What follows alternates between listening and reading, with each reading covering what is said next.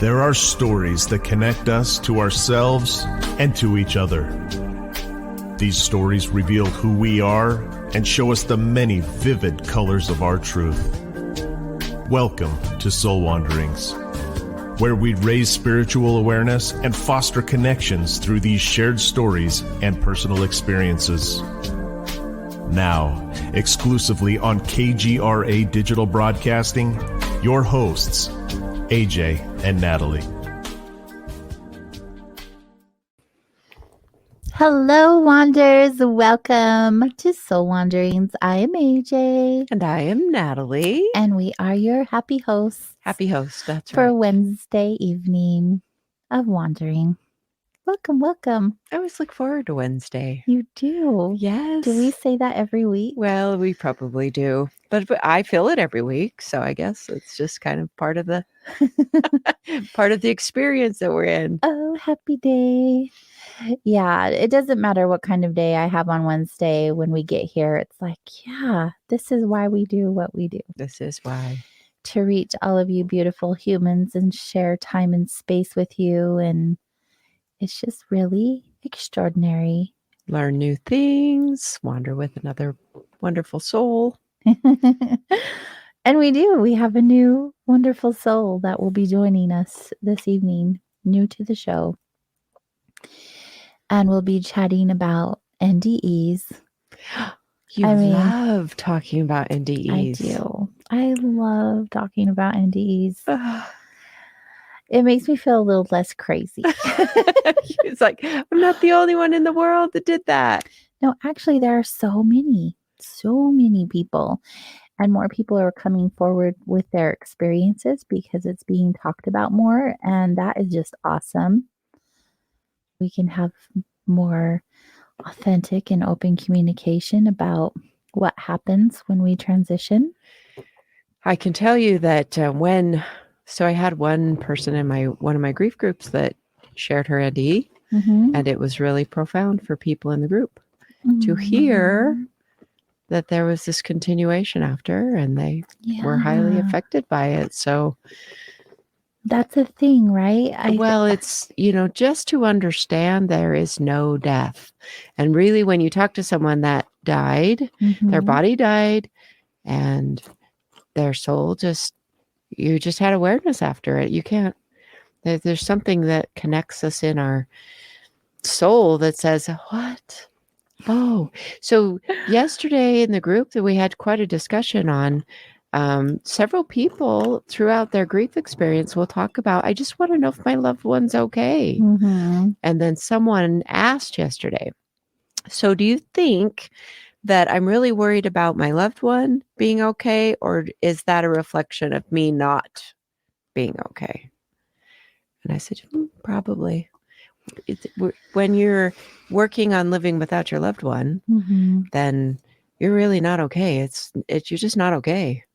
Things radically changed, and you're just trying to get your equilibrium, and that takes much longer than we would want it to.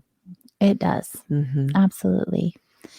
And not only does it take longer, you think that you're like in a good place and you're good. And then the next day, not so much. It's a roller coaster. You're good and then you're not, and you're okay and then you're not. It just goes back and forth so much.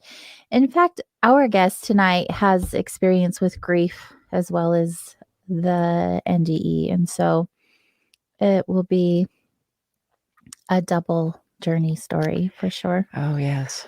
As we all have many stories in our book of life, many chapters that play out. I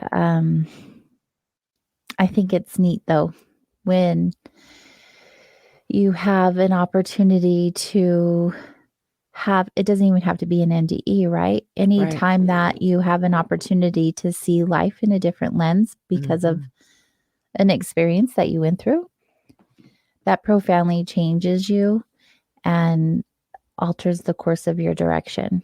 Like, that's awesome. It does. Even if it's traumatic. Like NDEs are traumatic. I haven't heard of anyone having an NDE that didn't come from a trauma spot. No, space. most of the time you're going through something that's going to like take you out of your body tends to have some trauma involved. Yes, there is that. Just spontaneous, just like, oh, I'm dying right now. There is that. Yes. I want to say hello to all of our listeners who are piling into the chat rooms. We're live on Facebook and Rumble at KGRA Digital Broadcasting. So join us there if you are listening live tonight. It's a great place to hang out with other wanderers. And also you can ask questions in those spaces because I'm looking at them if you have something to say. There's the interaction that we're always looking forward to having interaction. And if you are here and you're new to the show, visit kgradb.com. Head over to the words. Why do I always have a problem with words? Who put me in this position? They're fired. That's not even nice. Head over to shows and hosts and go over to Wednesday night. Scroll all the way down to the bottom. And you will see Soul Wanderings. Not because we're at the bottom, but because we're one of the last shows of the evening. Because it's later in the day.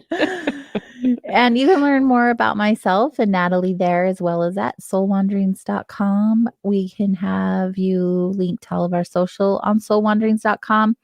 Go and like and follow. That way you can see who our guest is going to be for that week and decide if you're going to join us or not. But hopefully so. Just join us. Just put it on your calendar. Block out 6 to 8 on Wednesdays. Well, Mountain Standard Time or Daylight Time. Yeah. Yeah. Let's put that in there, seeing how we're heard all over the world. All over the world. Wherever you are.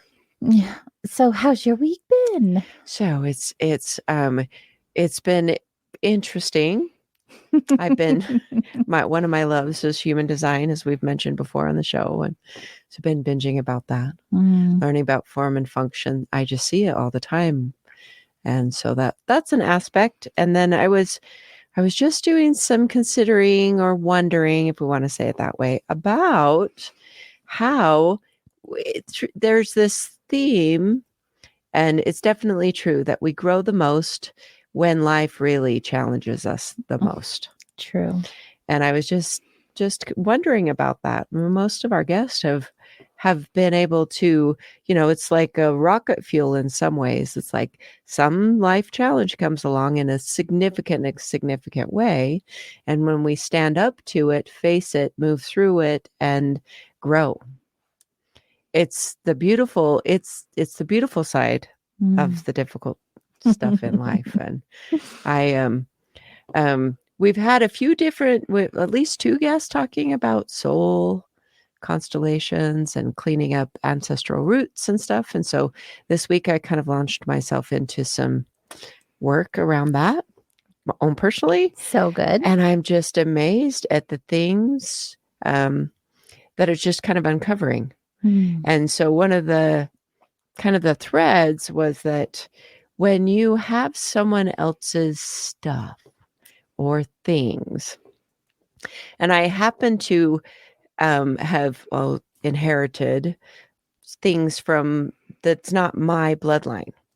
So it's from, and so there's, and I know that I've been kind of holding on to getting them to people on that bloodline, but it's becoming apparent that I've got to get that done. And I just didn't realize it could cause such a sort of stagnation in my own life. Yeah. But I'm learning that. So I'm learning and growing this soul wanderings, co-hosting, hearing these conversations. Then it starts coming up in my life. And that was it's just like, snooze this. My computer's talking to me. My one-track mind is like, shush, go away. So, after last week's show, there were some things that kind of bubbled up from last week's show, and check it out if you didn't, because there was a lot of goodness coming out of that when you're dealing with healing ancestral roots. And I've realized that sometimes you are left to heal someone else's ancestral roots. in my own Oh, particular yeah. situation, is that like, oh, it's not even my roots, particular ancestor roots, but it's still there to be healed. So I'm stepping up to that and I'm learning and growing. And I know after this experience, it's going to inform even the way that I work with grievers. Like just encouraging that it's such dense energy when someone dies and you have to deal with stuff. And it's hard to make decisions and it's not easy. And there's all these layers to it that I'm discovering energetically. We It's did a talk about wild world. wild world. Wild world. You could say that. We were talking about it last week, how items hold energy. And when we hold on to those items, that energy is there with it. It doesn't go away. It may get less strong, I guess you could say, or even amplify. Who knows? Depends on what kind of energy you're feeding it. But yeah, everything around us is made of energy, and therefore it affects us in all different sorts of ways. Right. Then there's little tips and tricks of clearing the energy or moving it along or healing. Wow, there's just so much to know. I'm just learning how to trust whatever's coming up. I'm just going to work with whatever is currently to be taken care of instead of worrying about, oh, I've got to do a bunch of things. No, just whatever is in my now. And that's all you can do. That's right. Right? We're so good at getting ahead of ourselves and making things a lot bigger than they need to be. That's true. I'm good at that. Maybe not so much anymore, but I have been that way before. But we learn and grow and evolve. How have you been? Thank goodness for that. It's just been a really quiet and steady week. Lots of rest. My body has been challenged, so I've just been listening and taking care of myself. And I'm in this really funky place. Like I have so much on my plate. I do all of these things. I have these businesses and the show and a part-time job, and it's not, I don't even want to call it a job because it's really a big thing. Like what I'm assisting with is like super, super amazingly big and cool. And it has big purpose and big meaning. And so I'm always going and going. And everyone's like, how do you juggle all of this? How do you manage all of this? And I just do it because it makes me happy. I love everything that I do. But I'm in this spot where I'm like, I don't know what to do. I'm bored. You know what I mean? Like, I do. I've been there before. Everything is smooth sailing at this moment. Thank you, universe. Thank you. Thank you. Please do not ruffle the winds. Don't rock the boat. I'm good. I'm good. I'm good. I don't need anything like crazy, right? Be careful what you say out loud. Boredom can be interesting though.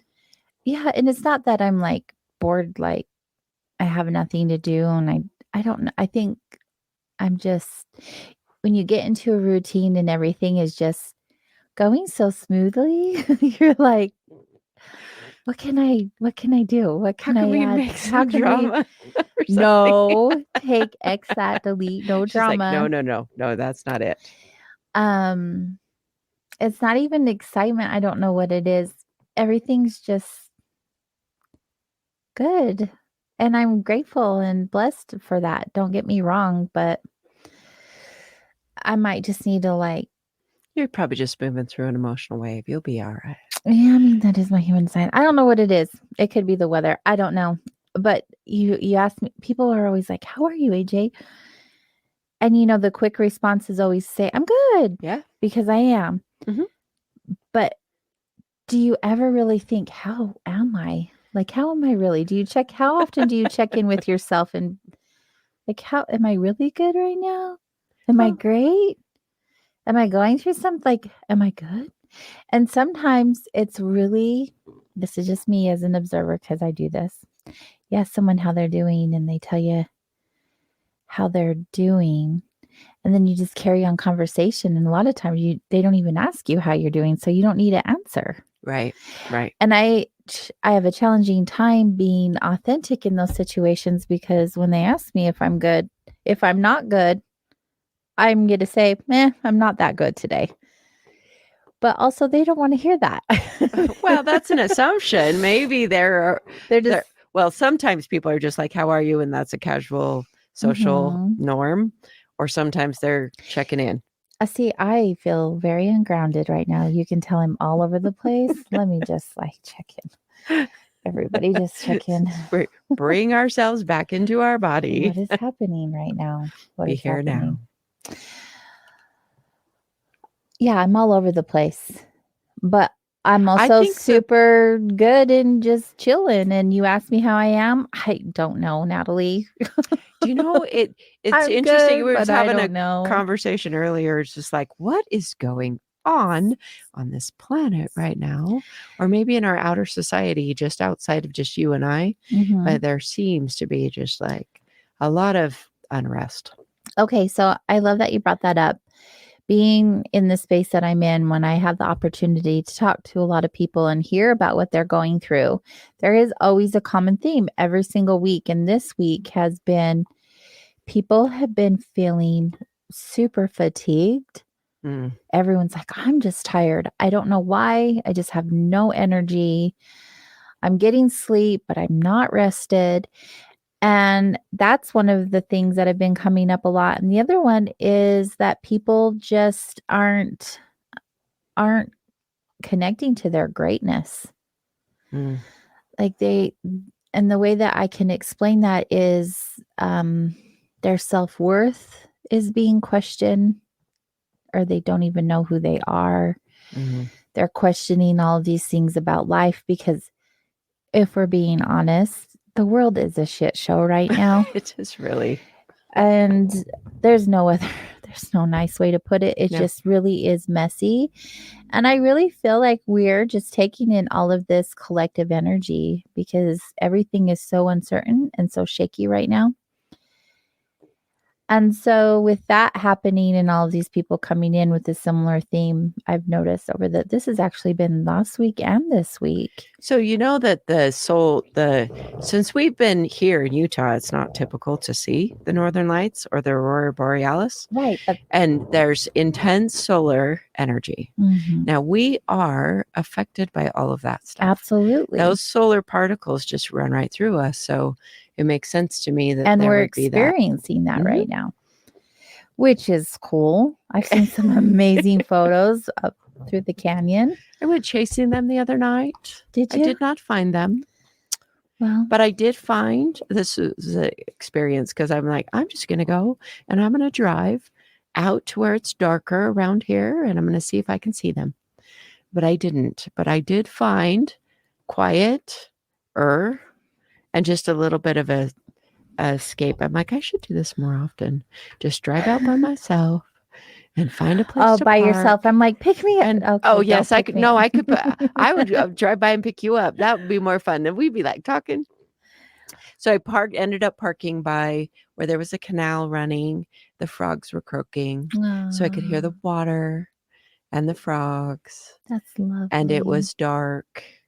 And so let me just pause. Where I didn't find the Northern Lights, I did find a space where I had noticed I didn't have space in my life. I didn't have I can't remember the last time where I just went where it wasn't noisy. Now, I did notice that it was still noisy. There was water running and the frogs, but that was a different kind of noise. Yeah. It felt so much different than electronic noise or lights or computers or I love that you brought that up. Once again, Natalie's just with all these beautiful nuggets tonight.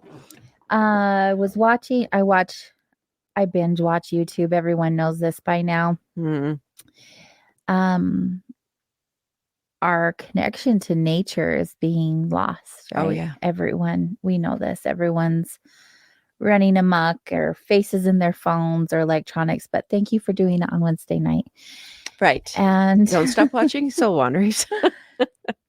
And there's this huge disconnect to nature. And that's why so many people are feeling the way that they're feeling. Ungrounded. You think about it. I was watching this video about it and grounding, and I was like, when's the last time that I like actually went outside and stood on the grass? Well, it was raining all last week and it was super cold, so I didn't. But normally I'm sitting on my patio or my deck and just hanging out and taking in the air and listening to the leaves, and I didn't do that all last week. No wonder.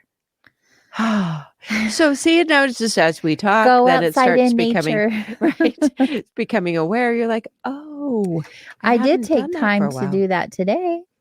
Yeah. Aw. Oh, yeah. Before the show, I was like, for sure. I love this comment that one of our listeners, Charles, are you a human doing or a human being? Why don't we ask, how are you being? It's a good question. I agree. I feel like it's easy to get lost, right? So Sure. at the end of this, where I've just been rambling on, and I apologize, I really am all over the place today. My goodness. Well, hopefully you're entertained. I'm Our sure they're listeners. getting a good laugh. AJ's losing her marbles. Yes, I may be, and sorry about that, but not really. No, sorry, not sorry. You may learn something. I'm learning something about myself right now. One of the interesting things is, as you ramble, if you start listening to the ramblings, you hear an answer to a thing. But or a the answer's situation you're always going there through. anyway, right? We know the answer. Well, sometimes you need to hear yourself talk. Go ground yourself. Go stand in the grass. Put your feet in the water. Put your feet in the dirt. Reach Stare at a fat candle to flame. the sky. Watch the stars. Oh, so nice. Oh, and then we were in full moon energy over the weekend. Right, so that was another thing. That's a wackadoo right there. It was quite the full moon, evidently. A great time to let some stuff go. Anyway. But even if you're aware, like we talked about this last week, and even if you're aware, when you're going through it, you sometimes forget, just like, wow, it's like, uncomfortable. Yeah.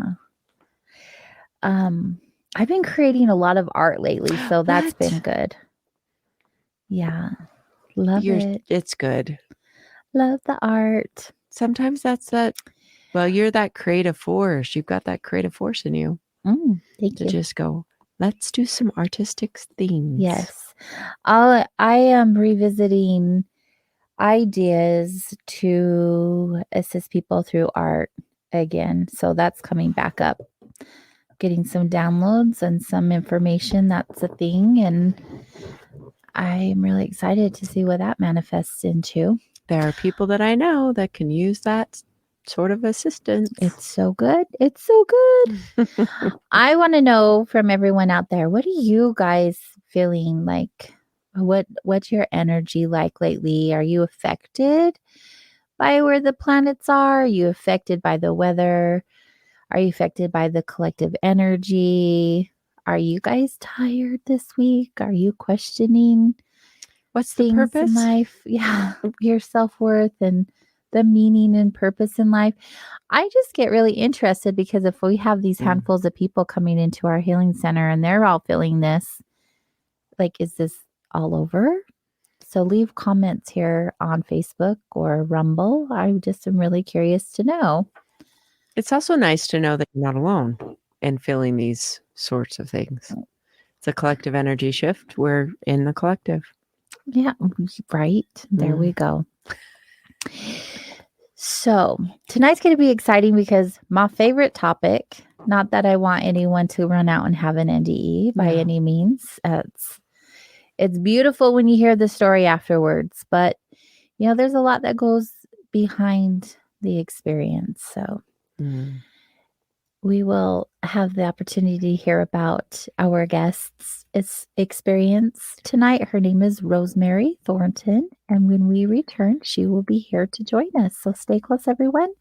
We'll be back here shortly.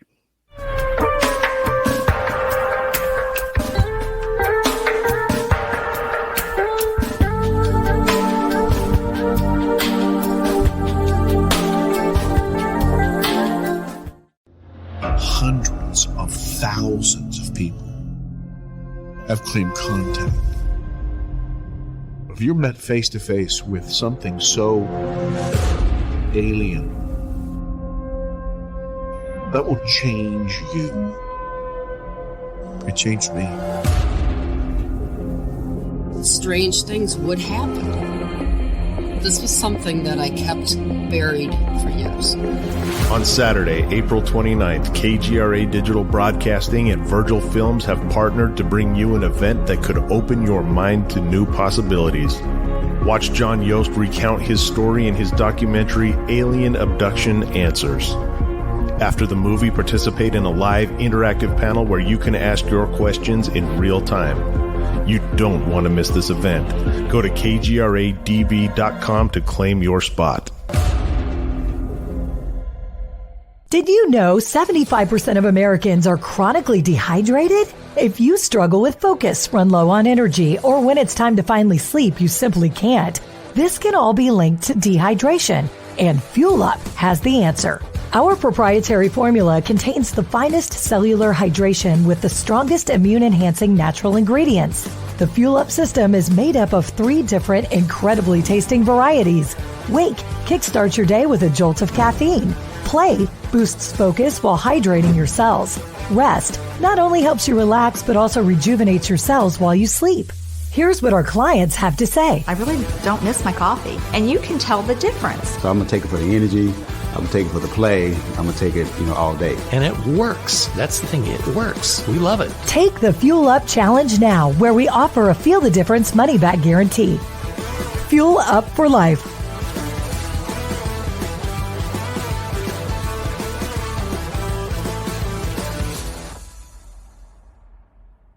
Hey members, the new KGRA DB app is now available on iOS and Android devices. Gain on-demand access to any KGRA DB programming. Download any show directly to your mobile device to listen or watch on the go. Go to the App Store and search KGRA DB.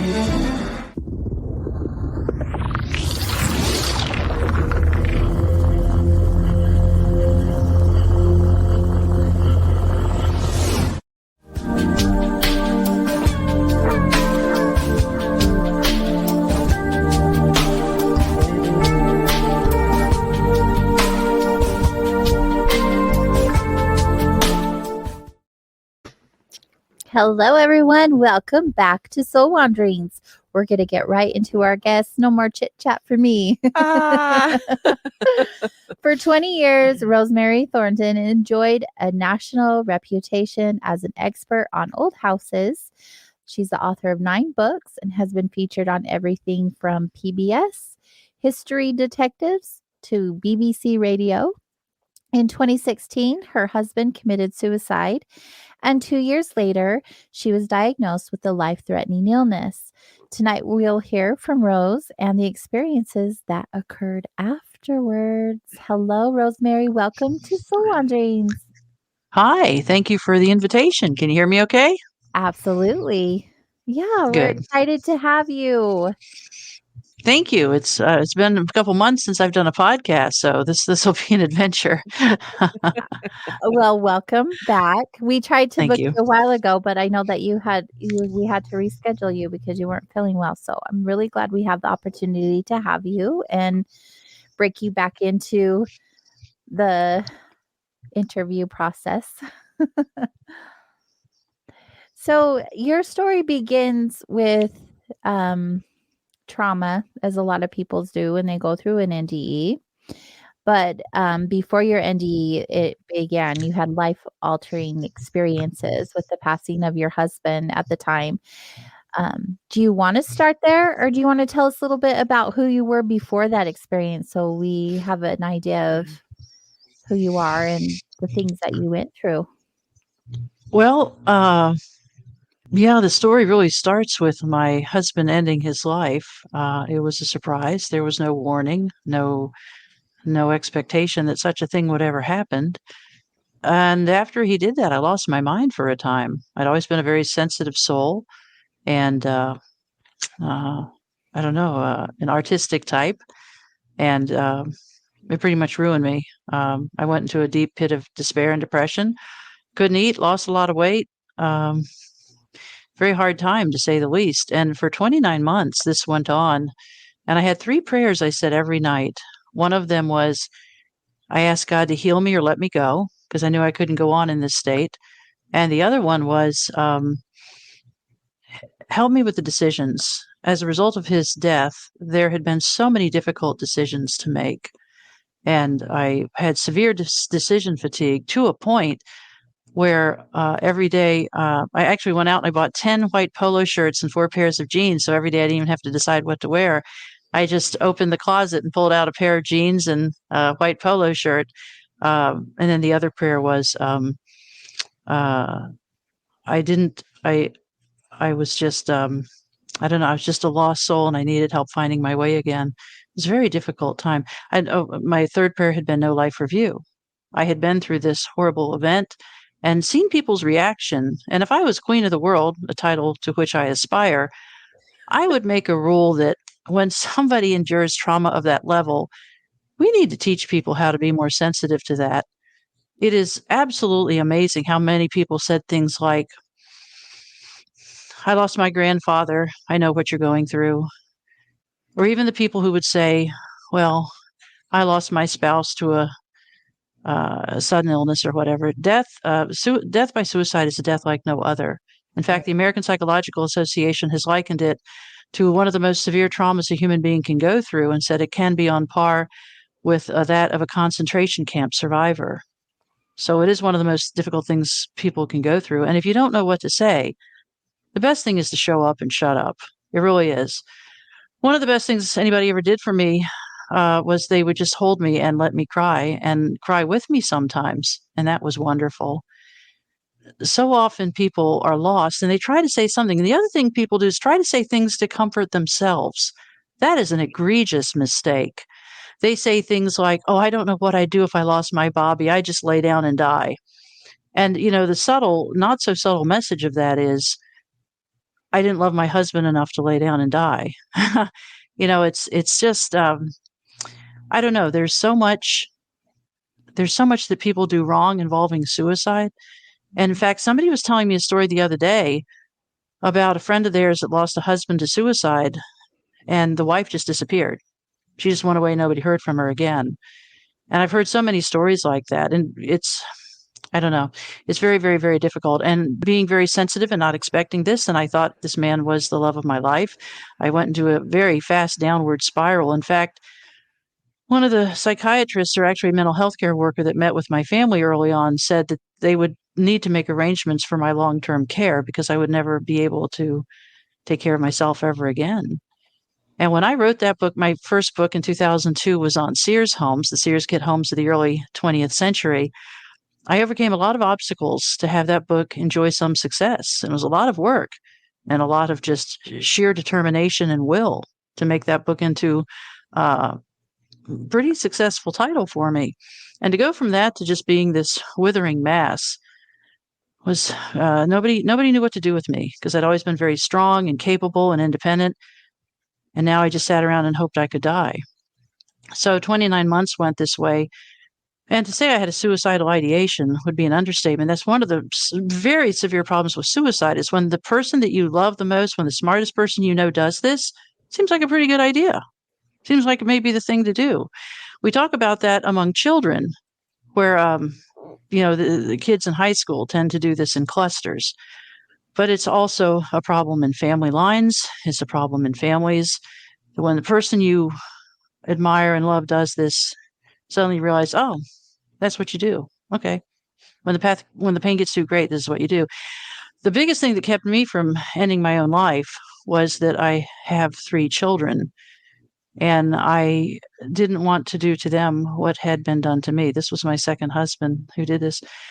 So for 29 months, I said those 3 prayers, which was heal me or let me go, help me with the decisions, and no life review. Didn't want to see myself going through this.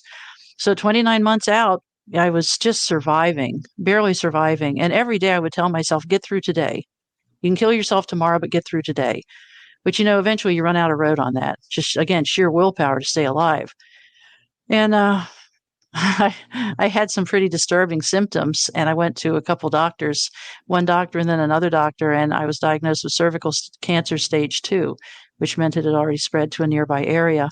And during a related surgical procedure, and the funny thing about is, but when I was diagnosed with this, I remember thinking, God, I asked to go. Let's make this quick. Let's make this snappy. I don't want some lingering disease. Let's get this show on the road. But I was pretty devastated that everything I've been through now is facing this very ominous diagnosis. And it was during a related surgical procedure that I awakened from this, my first surgery ever. And I was bleeding profusely. And I told the RN in attendance, something's gone wrong. I was 59 years old at the time. She said, oh, no, once you get home and lie down, you'll be fine. And 2 more times I told her something had gone very wrong. And ultimately I was sent home. I was sent home bleeding profusely. And I wasn't at home very long before I realized that I was bleeding to death. And so an ambulance was called. I was taken by ambulance to a nearby ER. What's interesting is during the time that I was at home, I was in my shower because, when you're bleeding to death, you're very concerned about housekeeping. You don't want to mess up the light-colored carpet throughout the house, So I ended up standing. Pardon me? Priorities, really. I mean, you don't want to leave housekeeping nightmare for the children. So I was standing in my shower. This was before the ambulance was called, and just a mess everywhere, just a mess. A lady parts hemorrhage. And I remember thinking, you've been asking God for a way out. In fact, there was a Bible verse, 1 Corinthians 10:14 says, God will, I think it's 10:14 or 10:13, God will show you a way out. And I thought, I got it. I got my doorway out of this place. I got my super fast exit off this dirt ball, this hell that some people call earth, I was actually standing in the shower thinking, I've been asking for a way out. This seems like the path. And then I thought about all the people who'd worked so hard to keep me alive so long. Is it really fair to them? And I thought, no, it isn't. So I decided to exit the shower, wrap some towels around me, and asked the people who were in my house at that time helping me to call an ambulance. And I was taken to another ER, another hospital nearby. And there they made some more mistakes and managed to send me on to my reward. So, one of the things that happened as I was in this little ER, on the East Coast was I was crying at this point because I just couldn't believe the way my life had gone. When you're widowed and alone, you feel even more widowed and alone when you're sick or frightened or in a hospital or lying on a gurney, wondering if you're going to survive the next hour. And that's part of what got to me was my husband should be here with me. I shouldn't have to face this alone. And that's pretty devastating. But anyway, this RN who was attending me was very kind, and she saw me crying. And at this point, I'm like, let's get the show on the road. And I grabbed her hand because I'm on a gurney, and this RN's by my side, and the doctor's at the foot of the bed. And I said, promise me you're not going to let me die. And she said, oh, honey, we have many solutions for this. We're not going to let you die. And she was so motherly and so kind and so good. And I was very comforted by her assurances. Well, they gave me some really powerful painkillers at this point. And I think it was those painkillers that sent me on to my reward, because part of the frustration, did you know that I wish I knew the statistic, but a large number of women die from heart attack in hospital because people don't take them seriously. Oh, you're having an anxiety attack. That's what this chest pain is. Take some deep breaths. Mm. And that's, the remnant of this experience. It's just a little annoying that I told multiple medical professionals something has gone very wrong. I have lost a tremendous quantity of blood, and I think I'm dying. And they didn't take me seriously. Yeah, I've heard that there's sort of a prejudice on women being overly emotional, and that medical community doesn't respond. It is. It's very frustrating. I mean, and I've subsequently learned in major hospitals that a gynecological hemorrhage is considered a life-threatening emergency, and that they will stop everything and take radical, dramatic measures to save the woman, to stop everything and say, okay, she might die soon. And I wish I had had that. But, then again, I also think this was meant to be. So there's that. So the last thing I remember really is that nurse that nurse telling me, we're not going to let you die. And the medication hit me, and it took effect. And that's pretty much the last thing I remember of this earth. I passed out, lost consciousness. And the next thing I remember was being catapulted out of my body like toast out of a toaster. It was fantastic. I remember being awakened from a deep, dreamless state and floating away from my body in a very dramatic fashion. It was really akin to, it was like a sinewy, silvery cord that went from the top of my head to the bottom of my feet. It was like somebody had pulled back on that like an archer's bow. And when that popped and hit my back, I was just went flying. It was really, really something. And almost instantly, I awakened in this new world, in this new state. And I remember thinking, my heart has stopped. That was my very first thought. And I thought, how do I know that? And I thought, I don't know how I know that, but I know that that's right. My heart has stopped. And then my next thought was, you're dying. Because all my life I'd been fascinated by these NDE accounts, just fascinated. And I'd read every book I could get my hand on. And I thought, now I'm having one. Except I didn't think of it as NDE. I was like, I'm out. I'm clear. It happened. It's over. 59 years old, man. I served my time and I am out of this place. I was so happy. I mean, all my life I've kept a gratitude list of 5 things for which I'm grateful. And I was still busy doing my mental gratitude list. I don't have to do chemotherapy. I don't have to endure any more of this, this cancer business. I don't have to worry about all those people who ditched me after my husband, the fancy lawyer, killed himself. I'm out. I'm clear. And I was so happy. I mean, really over the top happy. And just thinking of all the things I had for which to be grateful as I'm floating away from my body. And what's really interesting is I did not have one thought about my 3 children or my little dog or the new Camry I had just purchased for myself. All I could think was, this is super duper. This is great. And then my next thought was, you're dying. And then I thought, no, actually, you're not dying. You're dead. Because the most important thing when you're going on to your reward is to correct your grammar. And I thought, that's funny.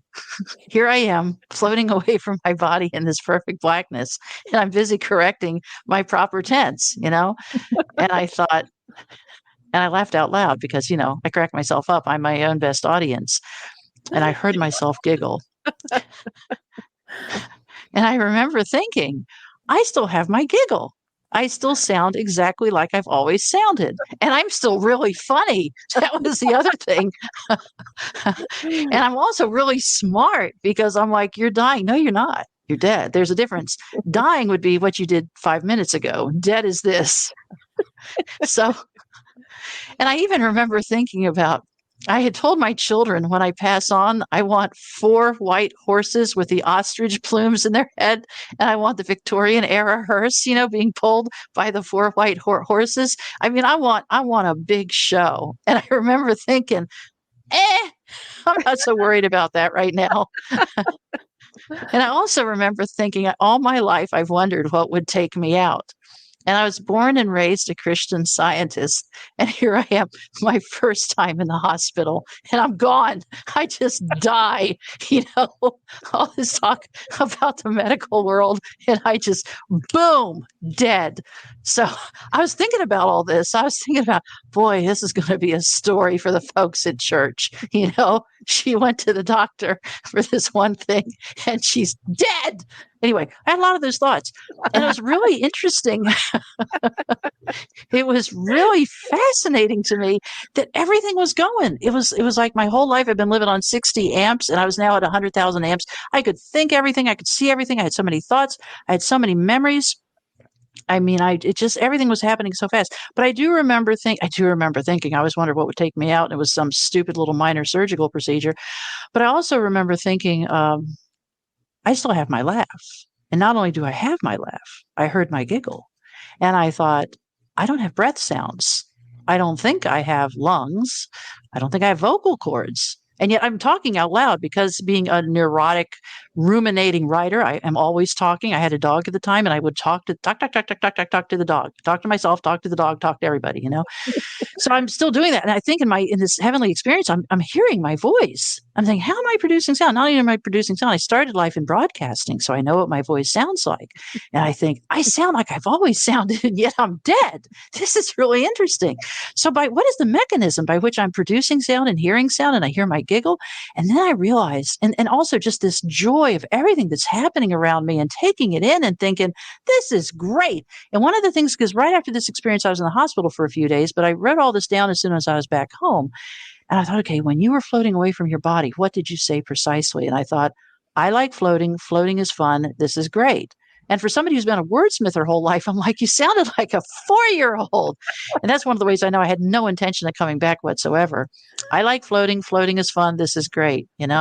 I got this great vocabulary, and that's what I'm saying to myself. But it was great times. But yeah, I was pretty interested in the fact that everything I am went with me. Every single thing I am, right down to my funny little giggle. And I thought to myself, what did I leave behind on that gurney?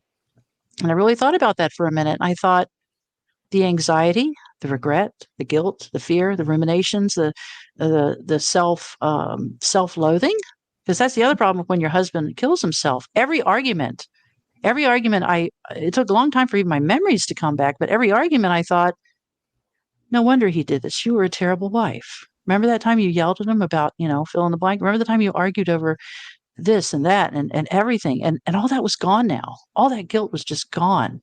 And all that was left was feeling like, this is great. This is my prayer. My prayer was answered. And I did not have a life review, which was very comforting. And what was kind of funny, I remembered, it's kind of funny now, but my background is in architectural history. One of my best buddies is an architect. And I had purchased a house, and I was living in that house at the time of my demise. And my buddy Dale had told me, he said, don't buy that house. And I said, why? And he said, well, you'll never be able to get a gurney in the front door. If there's ever an emergency, they'll never be able to get a gurney in the front door, because it had very steep steps going up to this little tiny stoop of a porch. And then it turned to go in the front door. And I said, oh, Dale, I'm never going to need a gurney in this house. I'm young, I'm fit, I'm strong. Well, I was thinking this as I'm floating away from my body. I'm thinking, Dale was right. I had to walk out of that house because they couldn't get a gurney in the front door. So, two strong firemen on either side, they had to lift me up under the arms and help me get out to the car. So I thought, poor Dale will never know he was right about that. So I just was having literally a panorama of thoughts in every direction. I thought about those nice firemen and, how they showed up in their little yellow coats and everything. And, it was an amazing experience. And very early on. And the thing is, time, Einstein said, to those of us who are committed physicists, the past, present, and future are only an illusion, however persistent.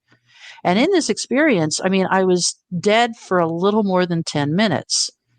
And yet, to me, it felt like I was in that place for hours and hours. And so many things were happening. And in my memory, there's a chronology, that the first thing happens is me popping out of my body. And then, my heart is stopped. And then I'm not dying, I'm dead. But the next thing that seems to have happened was I felt this amazing, massive presence to my left, slightly behind me, and much taller than me. And I'm still in perfect blackness. I've heard other people describe it as velvety blackness. The blackness was actively comforting me. I've heard people describe it as the love they experienced. I would describe it as peace. The peace I felt was unbelievable, indescribable. It was as though the blackness was actively creating peace. And I just felt peace surrounding me, embracing me, blessing me. I don't know. I felt like I was being washed in the most perfect peace. I heard somebody describe it as a river of peace. And that's a good description. But in this blackness, I felt this massive spiritual being kind of just come to my awareness. And she is much taller. And I turn my head to the left and look up, which is kind of nuts because I can't see anything. I'm in this blackness. And when I look up, I say, and who are you? Because now there's somebody with me. And the answer, before I could even finish the sentence, the answer was immediate. You are the image and likeness. I'm the original. And I was like, whoa, that's 1 Genesis 25 and 26. My favorite Bible verses that were made in the image and likeness of God. I'd thought about that. I'd read Bible commentaries on it so much. I had studied it in so many different translations of the Bible, but I never thought about that. There's an original. For there to be an image and likeness, there has to be an original. And for a long time after this, anywhere I went, anytime I saw the word original, like there's a popular fruit juice on the market that calls itself the original, anytime I see the words the original, I think, oh yeah, there's an original. I mean, that was transformative. Absolutely transformative. Well, this just went on and on and on and on and on. And I know time is limited. But one of the things that happened was as I'm still floating further and further away from my body, I feel these spiritual beings or angels accompanying me, kind of floating with me and going with me. And I wasn't afraid. And one of the things, and this seems almost goofy, but one of the things I remember thinking is I'm in perfect blackness, can't see a thing, couldn't see my hand in front of my face. And yet I've always been scared of the dark. And yet I'm not frightened now. And I remember thinking, how interesting is that? I mean, ever since my husband's death, I'd been terrified. I had to sleep with a nightlight on or a door ajar or something. And I wasn't experiencing that. So at one point, these angels were keeping me company as I'm moving through this experience. And one of them said, because all my life I'd been an oddball. I'd been almost an outcast from even my childhood on. I'd been very different. You know, when somebody would pass on, I would see them come say goodbye. And they would look at me and I'd look at them. And you learn early on to keep your mouth shut about that stuff. And I had known things before they happened. And I had always been regarded in the family as pretty strange. And that went on throughout my life, is that I had a knowing and awareness about things that other people didn't know. And I did nothing to try to encourage it, you know.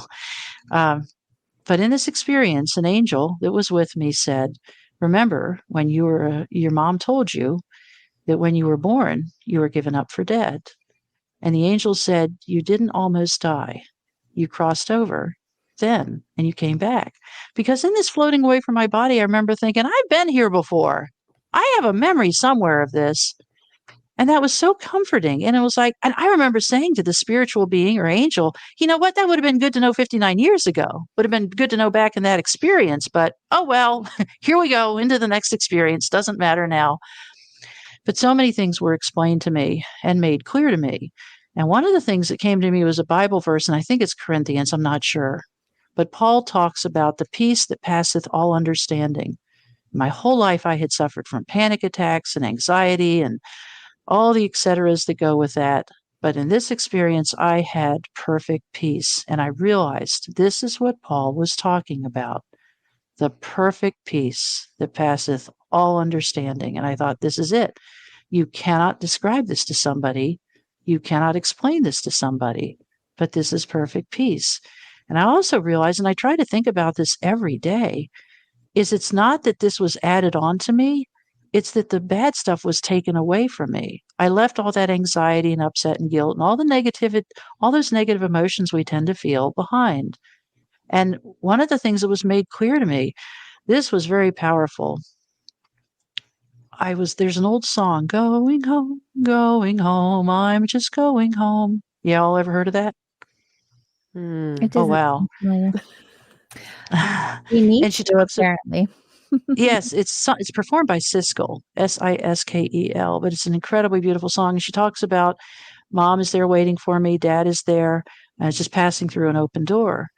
And if I had to describe this whole experience in 3 words, it would be very simply, welcome home, dearie. I was with my people. I was with my tribe. I was with the people who understood how my life had been very hard because I saw things others didn't see and knew things others didn't know. In fact, for about 3 months before my husband's death, I had a recurring nightmare that he had died suddenly and tragically.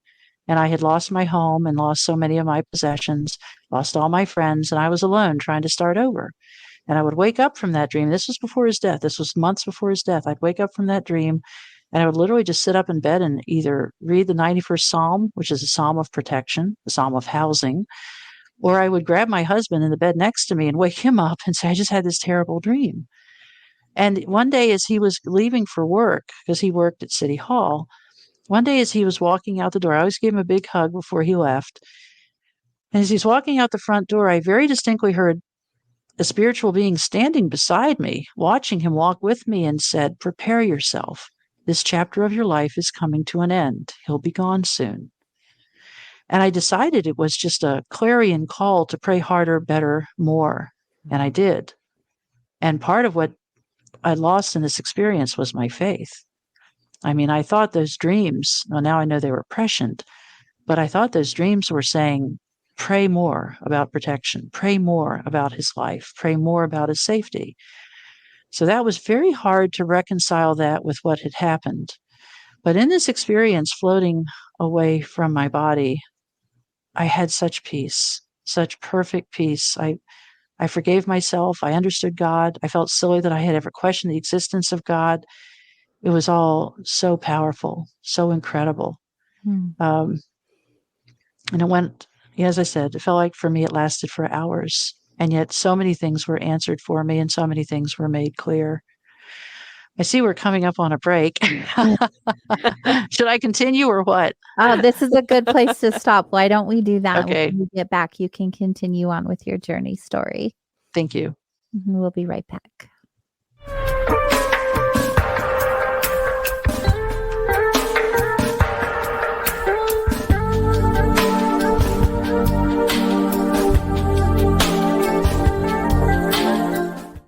Hey members, the new KGRA DB app is now available on iOS and Android devices. Gain on-demand access to any KGRA DB programming. Download any show directly to your mobile device to listen or watch on the go. Go to the App Store and search KGRA DB. Did you know 75% of Americans are chronically dehydrated? If you struggle with focus, run low on energy, or when it's time to finally sleep, you simply can't, this can all be linked to dehydration, and Fuel Up has the answer. Our proprietary formula contains the finest cellular hydration with the strongest immune-enhancing natural ingredients. The Fuel Up system is made up of 3 different incredibly tasting varieties. Wake kickstarts your day with a jolt of caffeine. Play boosts focus while hydrating your cells. Rest not only helps you relax, but also rejuvenates your cells while you sleep. Here's what our clients have to say. I really don't miss my coffee. And you can tell the difference. So I'm going to take it for the energy. I'm going to take it for the play. I'm going to take it, all day. And it works. That's the thing. It works. We love it. Take the Fuel Up Challenge now, where we offer a Feel the Difference money-back guarantee. Fuel Up for life.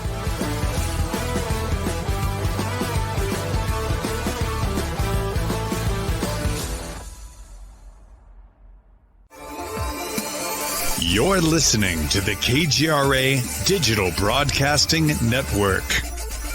We provide unparalleled coverage of trending news in the world of ufology, cryptozoology, and paranormal phenomenon. Whether you're watching our video live stream or listening to one of our audio programs, you are getting the best from world-renowned researchers and hosts, guiding you through topics the mainstream won't touch. Miss one of your favorite programs? No problem. Head over to the members area at kgradb.com for access to our massive library of award-winning content. Make contact, stay connected, only at kgradb.com.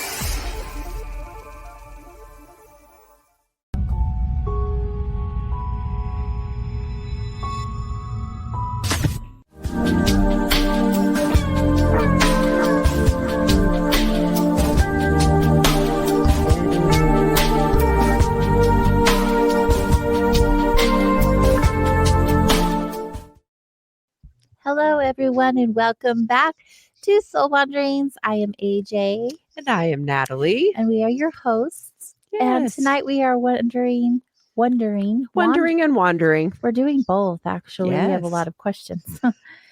We are wandering with our fantastic guest tonight, who has been so brave to come out and share her experiences with us, Rosemary Thornton. Do you like to go by Rose or Rosemary? Either one. Rose seems simpler. Less letters. I love the name Yes. Rose. It's near and dear to my heart. Oh, Yeah, it's kind of an old-fashioned name. I love it. It's Yeah. beautiful. Thank you for being here with us tonight. You're welcome. I don't want to diminish the experience by saying we're enjoying your life story. But I mean that in the way that I love that you have humor to such a traumatic experience or experiences. I think that's so important, right? But also, you bring up so many things through your experience that are so important to talk about. And one of them is grief. Another one is suicide loss. And Natalie, my beautiful co-host, is actually a grief coach, and she facilitates suicide loss groups, and so she's very familiar with that arena. But being in the space that I have a healing center, and Natalie shares space there, and we have so many people who say a lot of the same things that you say, right? We just don't educate anyone on how to be a human being when we're born. Like, we just don't know the right ways or the wrong ways. And definitely when it comes to grief, because nobody really talks about loss, and they definitely don't talk about suicide. And they are two very important topics that must be talked about. And your experiences would be a lot softer without somebody saying the insensitive things that they say and do, because they just don't know any other way. There is one of the things that I've experienced. So I've been doing suicide loss groups for 12 years. And so, like, lots and lots and lots of groups. And my current group, they're one of the reasons why I continue doing it is it's such a profound experience sitting with people who've lost someone to suicide, and letting them have a space to be real. The darkest, I mean, there's dark humor, and the group of people, they bond because they can sit and they can look around the room and they can look into the eyes of someone else that gets how dark it is. And one of the things that I've observed, and I'll even describe, is when someone kills themselves, it's like they were a bomb, and the people that are left alive that loved them or were connected with them got the shrapnel. And there's even I heard that on a show. So yeah, I think that's the best analogy I've ever heard. Is it's likened to a suicide bomber. Those closest to the suicide bomber are destroyed. Yeah. The further out you get in the rings, there's less damage. And I had too many people would say to me, well, I miss him too. Well, he wasn't your husband. Right. He was a more distant connection. Right. He was my everything. And you're left wondering. And I mean, I got blamed openly by some people. Well, if I was queen of the world, in fact, I wish I knew how to start an advocacy group for the survivors, specifically for spouses of people who lost someone to suicide. Because one of the good things about this book, and thank you for putting up my website, is my experience is not uncommon in that I got questioned by the cops as the lead suspect in my husband's homicide investigation. Because they have to investigate it, what really happened here. And I get that. But, to me, it's not unlike in the 60s when a woman's a victim of sexual assault and either the cops or the court says, well, why are you on the street at 2 a.m? Why were you wearing that miniskirt? Did you really need to have those heels on? What did you do to seduce him? What's your culpability? We don't do that anymore. We have advocates who show up for women or people who face sexual assault that help them navigate these questions. Because when you lose somebody to suicide, you're in shock. I got questioned by the cops, and one of the letters that came from a reader, she got hauled off to jail and questioned. So she finds out her husband's dead, and next thing she knows, she's in a holding cell getting questioned by detectives. And that's something we have to stop. This is not the dark ages. And I've talked with other people in Europe and Canada, and they do have advocacy groups. But we don't have them in this country, and it's unbelievable because it just makes it that much worse. It makes me very angry. Oh, that's fairly understandable. There is a research-based bereavement program that's associated with the University of Utah here. That's who trained me in suicide loss groups. And they've made connections with local law enforcement and have done some education with them on how to do work that differently. But I'm glad to hear that. More. They've done a lot of is. work within the community about bereavement specifically, and so it's made an impact. I know at least made an impact in my life because I just continually working with bereaved people, suicide specifically. It's the hardest loss. It's worse than murder. I mean, it's just more intense than murder to actually have to be a survivor from that sort of loss. It is. And so many people don't get it. I mean, that continues to be shocking to me. I had a woman take me into her home for 4 months because I couldn't function on my own. And then I moved into a house with a roommate that was going to keep an eye on me and help me. So I was living in this house, and this is 4 months after my husband's suicide. A moving van came, unloaded everything, and was, just settling into this new rental house. And the next door neighbor shows up with Rice Krispie treats. And which, who doesn't love those? Right. They're a personal favorite. But she said, I know what it's like to move into a new place. I just wanted to welcome you to the neighborhood. And I was still very raw. I was still in a very bad way. And I said, well, I had to move here because my husband died. And I don't know if she said what happened or whatever, but I blurted out, he killed himself. And she burst into tears. Mm-hmm. And I thought to myself, talking to myself, I thought, you're an idiot. This lovely young woman comes across the street to bring you some treat, to be a kind soul, and you dump on her like this.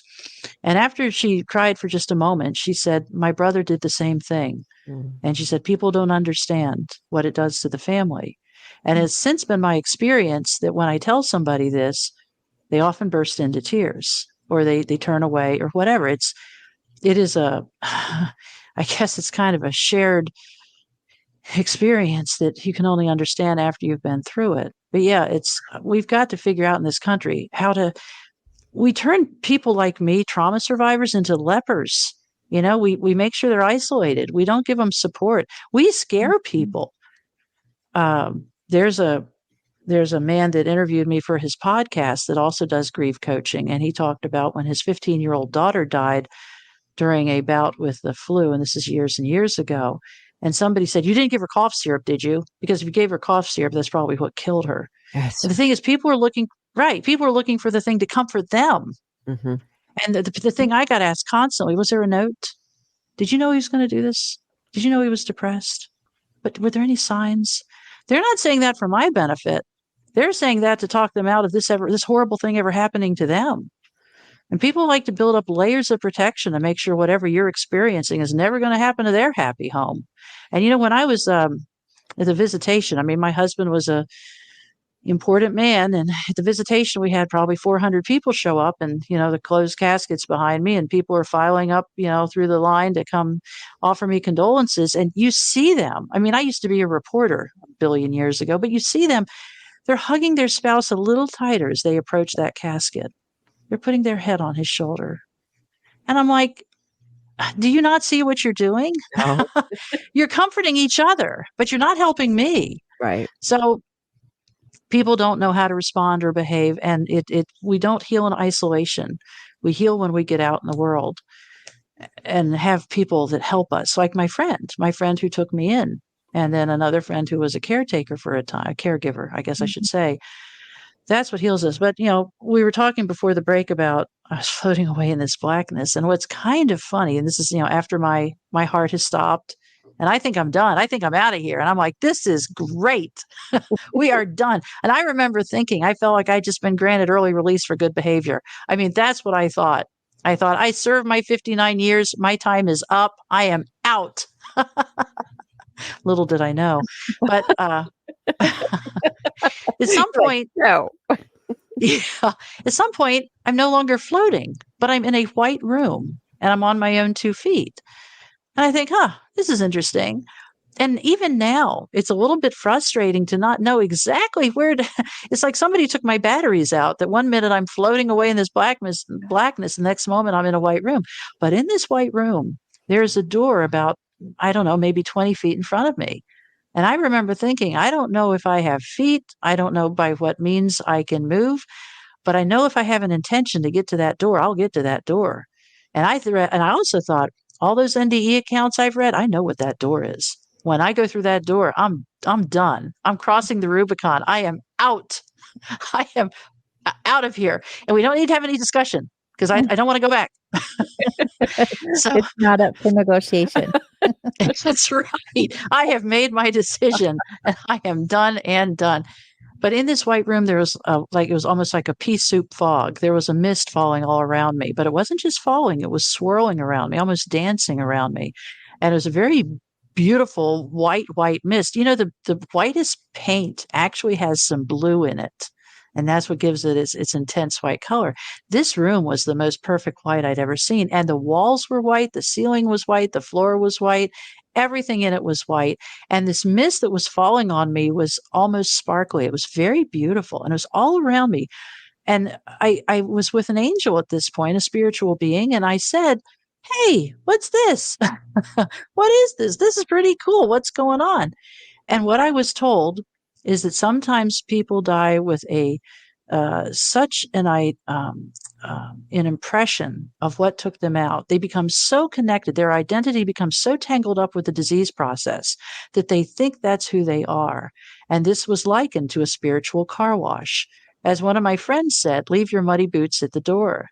That we don't go to heaven with this imprint of this horrible disease process or whatever, and that we're being cleansed and prepared and made whole and prepared for heaven. Oh, that's pretty cool. And also I don't know how I asked, but I remember thinking, why can't I focus on an individual droplet? Because it seemed like I ought to be able to. And I was told, you can't focus on an individual droplet because your spiritual eyes have not become acclimated to this new environment yet. But I was told every particle you see, every droplet is a particle of light, and you're being washed in this light. I thought, okay, that's pretty cool. And the other thing that was conveyed to me very clearly, I mean, I saw that door. I couldn't wait to get to the door. I was trying my best to move to that door at best possible speed. It was conveyed to me if I agreed to go back, I'd be restored to wholeness. And I don't think it was said that I'd be healed, but that I would be restored to wholeness. And I thought, good to know, out of my way. That's good information to have, but out of my way. Make a beeline. So I was very clear. There was no vacillating on that point. I was ready to be gone. And as I approached that door, it was closed. And that song I was just quoting by Siskel, Going Home, it talks about moving through an open door. And I remember thinking, and also from all the accounts I'd read through the years, that door should be open. Why is that door shut?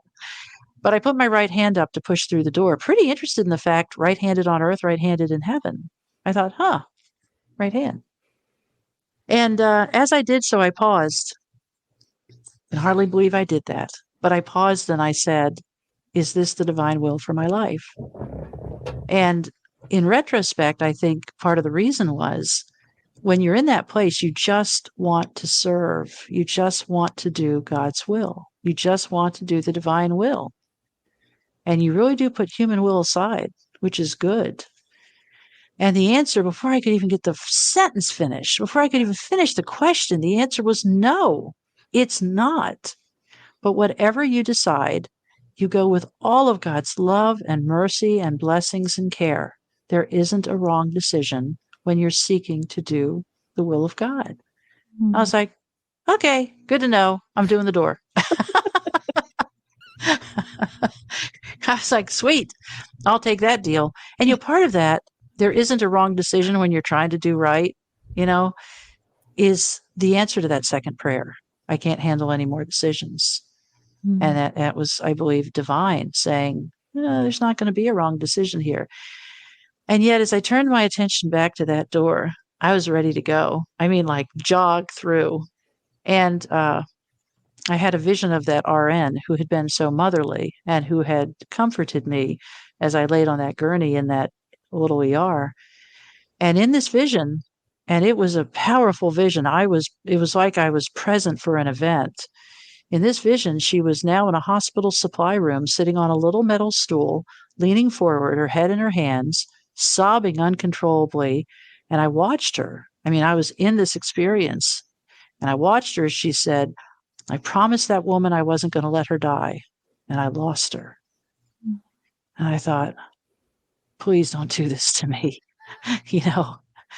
And I thought, you know what? She's an RN. She looks to be about my age. She's probably close to retirement. She'll get over it. I know she's lost people before. She'll probably lose people again. She'll get past this, And then I didn't just see that nurse. I experienced her grief and her sorrow and her sadness. And it was like it hit me right in the solar plexus, hit me right in the chest, feeling her misery. And I recognized that agony and that grief and that deep grief as what I had felt those 29 months since my husband had killed himself. And I remember very distinctly, even now, putting my right hand back at my side and thinking, I can't do this to her.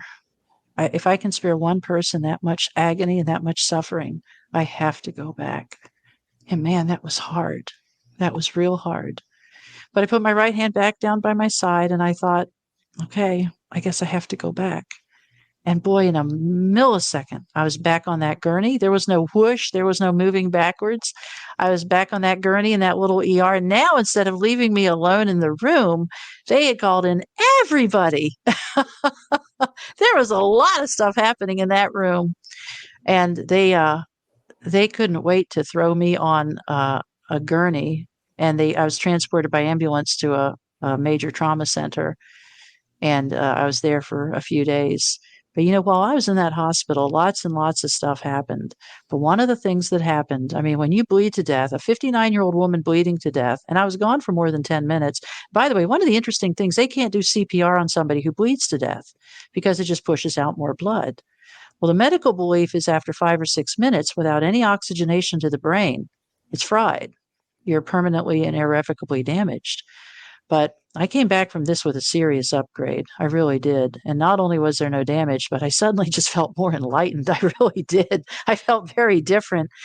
But the other thing that happened, those first days in the hospital, I had friends that would come and sit with me by my bedside because I was pretty compromised. I had died, it turned out, a few days before. I looked pretty rough. But when my friends would have to leave, if they both or everyone had to step out of the room, angels would appear at my bedside. Angels would be on the left side of the bed, the right side of the bed, and at the footboard. And they would sing to me. And their songs glorified God. And their songs were incredible and beautiful. And I would tell the angels, I would say, I'm really good at houses, but I'm not so good at remembering melodies and lyrics. I'm afraid I'll never be able to remember these beautiful songs you're singing me. And the angels said very, very clearly, they said, this is not for you to remember. This is for your healing. This is for your peace. Mm-hmm. And this is a thank you for agreeing to come back, because we know how hard it is to see that and come back to this. But whenever those earthly helpers would step out of the room, the angels would appear at my bedside and they would sing to me. And when they sang, they were in garments of like light and energy, very sparkly. And when they would sing and all their songs glorified God, they would become more and more bright. And it was quite something. I remember one night, because, I had nurses coming in the middle of the night to check on me. This was a pretty big deal to bleed to death.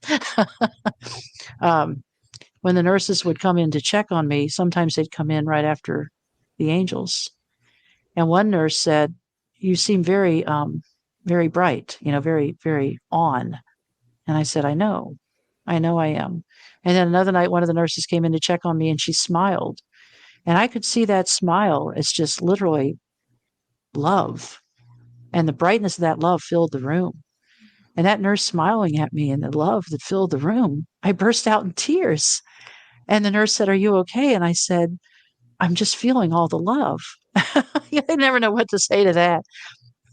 But it also awakened me to the need to just be love, live love, be love, do love, just be love. And there were so many things that happened. There was an expectation it would take 2 to 3 months for me to recover from this. I had a friend praying for me throughout this. That friend has unfortunately passed on since then. But one of the things that doctors did affirm that my heart had stopped based on the elevated blood enzymes. They said I'd gone into VFib and then my heart had just stopped beating. They were able to prove that or to know that. But there was an expectation it would take 2 to 3 months for me to recover from a catastrophic blood loss, catastrophic enough that my heart stopped. In fact, I asked the doctor, I said, how much blood did I lose? And he said, more than 40%. I said, come on. How much exactly? He said, well, after 40%, it doesn't matter because your heart stopped. You lost enough that your heart went, and stopped. But so it was expected it would take 2 to 3 months to recover from this. I had to go back to the hospital at 2 weeks out for some blood work. And the doctor looked at the blood work, 2 or 3 days later, and she said, there's a mistake on your blood work. And I said, well, what is it? And she said, well, all your numbers are textbook perfect. That's not possible. You bled to death 14 days ago. I said, no, the angel said it'd be quick. She was like, whatever. But then the other thing that happened, and I don't mean to diminish this in any way, I ended up going to a different oncologist because the first oncologist insisted on starting the chemo and radiation. I was to have 5 days a week radiation and once a week chemo for 6 weeks and then see if the cancer was gone. And when I told that doctor that I had been healed in heaven, that didn't go well. And actually, he put on my chart that I was mentally ill. They do those portal things where they list, you can look up your medical record. Well, he put on my medical record that I was mentally ill because I said I was healed in heaven. So that's how that went. But I had to find another. Yeah, I did. I had to find another oncologist in another part of the state. And she did a very comprehensive biopsy of pretty much lots and lots and lots of parts. 3 hours I was on the table. She biopsied stuff. And she actually, my friend was waiting in the hospital waiting room for the outcome of the surgery because I told her, I said, look, I'm healed, but I'd like to affirm that, So she actually came out to my friend in the waiting room and threw her arms around his neck and said, there's not one cell of cancer in her body. And she said, and not only is there not one cell, but her flesh is so pink and pretty and perfect. I wouldn't believe she ever had cancer if I hadn't seen it with my own eyes. So it was a pretty dramatic healing. And after that, I realized I had been so miserable for so long. And so I sold everything I own. And I moved 1,000 miles to the Midwest to start a new life because I realized the happiest I had been in my life was floating away from my body when I had nothing. So I was able to let go of a lot of material possessions.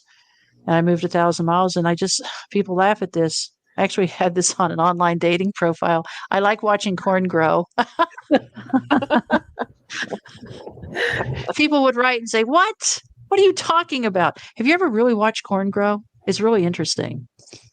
But out here in the Midwest, they have hundreds of acres of corn on a rolling farmland, where it's very beautiful and scenic. And when the thunderstorms come in, you can see the dark clouds come over the sky. And, like in June, the corn will be, I guess, 3 or 4 feet high, and all the tassels wave together in the storm. And you can just sit there and watch that corn. And you can just listen to the corn. And you think that corn is growing right now. So, yeah, I like to watch things grow. I adore your sense of humor. Thank you. Lovely. It really is. Not everybody does. It's an acquired taste. Maybe for people that understand and have been through similar things. Well, and peanuts. Peanuts are cool too. You can't really watch them grow because they grow underground. But peanuts are cool because, and that's what's in, I guess, the western part of Virginia, that and tobacco. But the peanuts are in the earth. And, they get trampled, they get beat, they're a mess. But then you have peanuts everywhere. It's just so cool. So peanuts are like, we will trounce you down. And the peanuts pop up. And then you have this wonderful edible food that turns into peanut butter. It's really amazing. My favorite. We were talking about peanut butter. I was eating peanut butter before the show. It's good stuff. It is good stuff. It really is. So I love beauty. I love nature. I love looking at the sky. I like watching the trees. The trees when they sway in the wind, it's just so pretty. And I love being in the Midwest. I do. I just love being out here where there's just a lot of agriculture out here. I was coming, we have a lot of winter here too, a lot of cold. I was on the interstate and I was making a turn on the interstate and I was coming on an off ramp and I could see this expanse of field that was just covered in dew, but it had frozen. So there were ice crystals everywhere. And I remember just bursting into tears at the beauty of these ice crystals on this field. So yeah, things like that suddenly are very, very beautiful. And did you see the world this way before you had your loss? I did. I did to a degree. Mhm. I did to a degree, but not to this level. Not of pulling my car over and watching the corn grow. It's a deeper appreciation. It is. It is. And also the other thing is I talk about being on bonus time. I really had intended to be gone, That was really the plan. And so I try to appreciate all the beauty. And there's a lot of beauty in architecture too. I mean, I've been writing about old houses a long time. So yeah, I don't think it changed me dramatically, but it changed me a bit. Mm-hmm. And softened me. Now sometimes when I see people sitting on the side of the road begging for money, I think they've probably been through a pretty terrible trauma. And I get it. There was a time after this happened, I lived out of my car. It was just the most comfortable place to be. I mean, it had heated seats, had a nice sound system, had a sunroof. It was a good car, but I just couldn't get comfortable in a house. And different people had tried to take me in at this point. This is before my friend Tracy took me in. Different people had tried to take me in, and I couldn't live with them. And I found the car very comfortable. Mm. That's a theme with grievers. The car seems to be a comfort zone for people in grief. It is. It's very cocoonish. Mm-hmm. I could see how that would be a thing. It's a thing. Definitely. Right. We actually have, it's not like a new thing, but we have a question from the chat room. They would like to know, what do you say to naysayers? Yeah, I get a lot of those. They crack me up. People like to say, well, this is just the brain shutting down. That's what happened to you. It's just the brain stepping down. All these experiences. Okay, then how is it that you die with stage 2 cancer and you come back completely healed? And there's also the people who say, well, you probably never had cancer. I had 3 doctors and 2 biopsies. By 2 different doctors in 2 different places, well, 3 actually. So if this was some conspiracy, they played it well. And what sent me to the doctor to begin with was a lot of very severe symptoms. And when I came back from this heavenly experience, I felt different. Mm-hmm. I felt very different. One of the things I did while I was waiting for that because it turns out when you bled to death from a minor surgery, the second oncologist was hesitant to do another surgery right away. I had to wait 2 months for the second surgery, which was a little unnerving. And during that time, I really did sequester myself. And I spent that time looking up every story I could find of everybody who'd ever been healed of cancer through prayer. And I would write their name on a list. I was hiding out in my bedroom, and I would write their name on a list, and I would say, it said at the top, healed by prayer. And at the end of every day, I would write my name as the last name on that list. And I would say, one day that's going to be you. And you're going to be telling people it's going to be okay. You're going to get through this. But I did a lot of things. I studied the Bible pretty much all day, every day for 2 months, because I thought this is a God thing. It was a dark thing that almost took me out, in terms of my husband's suicide. And it was a God thing that brought me back. Mm-hmm. And I knew that I had to focus on love and light and healing. I couldn't focus on it. And boy, did I wear that story out. I told so many people the terrible thing that happened to me, blah, blah, blah, blah, blah. And I know for some people, you just got to vent. You got to tell everybody. I get it. But for me, it had just become a habit of being miserable. Absolutely a habit. And this whole NDE thing, it broke that habit. Mm-hmm. And I realized I could forgive my husband, but most importantly, I could forgive myself. And I did. And that's what this did for me more than anything. I was able to forgive myself, and then I could move into the process of grieving him, grieving the loss, being sad he wasn't around anymore. But I could get past this thing of self-loathing that I somehow was responsible for what he did. And that was huge. And that was the other reason for moving. Several people advised me after this thing happened to move away, and I wasn't ready. Because at the time I was in my 50s. I didn't want to start over all over again. Mm-hmm. But it became very clear to me after this NDE that I needed a fresh start in a new place. And so I did. Moved 1,000 miles away. Are you equally as grateful to have a second chance at life, or I should say a third, because you had this experience when you were younger. Yeah, I know the Sunday school answers, oh, yes, I'm profoundly grateful. No, I wasn't done with my question. You wanted okay. you wanted to die so badly, and you had that Yes. type of energy and wanting to leave this experience so much. Is that Yes. same energy in your will to live now? No. I feel like when it's my time, I will go. And in fact, I asked the angels when I first came back from this experience, people say you feel like you're 50% in this world and 50% from that in that world after you come back. I felt like I was 95% in that world. And I asked the angels while I'm still, on a gurney being wheeled around. I was like, what? I didn't know I was coming back. When do I get to go back to that? And they said, you got 20 years. I'm like, 20 years, please. But yes, so I just feel like, 20 years, the years, the time after coming back from this, things have been different. Things have been different. It's been better.